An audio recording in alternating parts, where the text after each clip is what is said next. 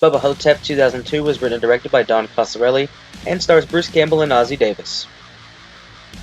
The movie is about Elvis, who is played by Bruce Campbell, and becomes friends with Ozzie Davis, who plays JFK, and they try to take down an ancient mummy who is killing all the folks in the retirement home. This movie has a cult-like feel, kind of like a movie you would see Sam Raimi or Quentin Tarantino do. Very slow, it has a lot of plot to it. Pretty interesting with the characters and the surrounding area. They're stuck in one location for most of the movie, so there's not a lot of scenery you can chew at, but very interesting and somewhat entertaining. The main actors are the best part of the movie. You have Bruce Campbell, who plays Elvis, but everybody thinks he's an Elvis impersonator that ended up in this nursing home. And then you have Ozzie Davis, who is JFK, just in a different body. And they're trying to figure out, is this the real person? Is this... or who what? So they're having trouble believing each other, but in the end, they are the real people. And it's just interesting, you know, keeps you guessing, like, are these people going crazy? Or what? But the main characters are pretty good. The side characters are funny too. Like, there's a guy who thinks he's the Lone Ranger. You know, he's got the mask and the guns and everything. And then you have the nurse and the two guys who are the corners getting the bodies out of the nursing home. So a lot of interesting characters. Although the movie does not give a whole lot of time to get to know them, but what we do see, it's interesting enough. The main character is Elvis, played by Bruce Campbell, and he also plays another character named Sebastian Happ. In the movie, they switch places, and Elvis wants to get out of the spotlight, and Sebastian wants to become as big as him, and he just wants to impress him.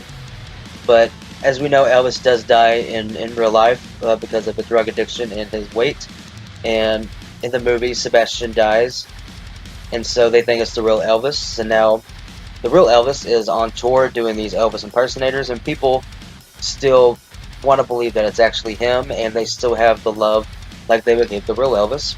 But unfortunately, he gets hurt, and he ends up in this nursing home for the rest of the movie. Another character, Ozzie Davis, is supposed to be JFK, which is confusing because, as you can tell, Ozzie Davis is black. But the explanation they give in the movie is that when he was killed, or when he was supposed to be assassinated, and they took his brain and they put it in another person's body. So the actual physical JFK is buried, or, you know, put in an urn, but his brain is in another person's body. And so he tells people that he's JFK and everything, and so people think he's crazy, just like Elvis. When they tell him that he's the real Elvis, they think he's supposed to be Sebastian. So that's another conflict when it comes to some of the other characters in the movie. They're like, oh, he's just crazy, but in reality, they're the real people. So that adds another interesting aspect to their character arcs and the story. Quite a bit of the movie has voiceover from Bruce Campbell. Talks about him being Elvis and what he had to do to get out of the spotlight, because that's the whole point of the movie, is he wants to get out of the spotlight of being this character, so he has to have another person come in who's an Elvis impersonator to take his place, and he goes on his journey about what he had to do and everything.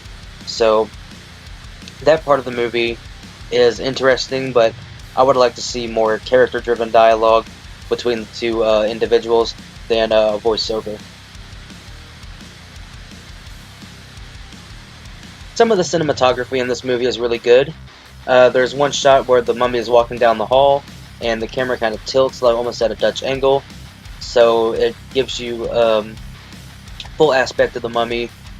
A lot of the scenes are pretty dark, so you don't get to see a lot, but the outside shots during the day, when it shows the full nursing home, they look decent. The nursing home inside is dark, you know, kind of gives it the, you know, kind of trapped and just sad feel, you know, because these people are stuck here and they're sick and everything. So the cinematography is kind of average, but there are some good shots in the movie. the ways they try to kill the mummy, I think are very, it's very simple.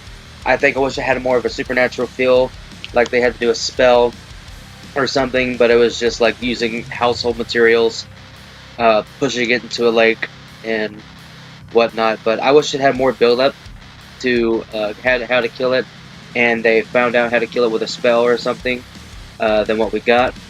But I think it was a satisfying ending enough, and I don't want to give away the whole ending because it's a lot of spoilers. But what I can tell you is I wish it had a different ending, but what we got is satisfying, but I would have liked to see more. So all in all, I would have to rate this movie a go and stream it, because it is not one of the movies that I would think I would have in my collection, but it's just one that you would just find on Netflix and you're like, oh, let's watch that. Just the concept alone, JFK and Elvis fight a mummy. I mean, if that doesn't get you to watch it, I don't know what does. So if you haven't seen it, go watch it now. Stream it on Netflix or on Hulu or wherever you can watch it. Alright, our next review is House of a Thousand Corpses. That's right, I'm going to do the Firefly trilogy. That means House of a Thousand Corpses, The Devil's Rejects, and 3 from Hell. If you guys want me to do 31 and Lords of Salem, I'll do those too. But until then, I'll see you on the next video. Bye.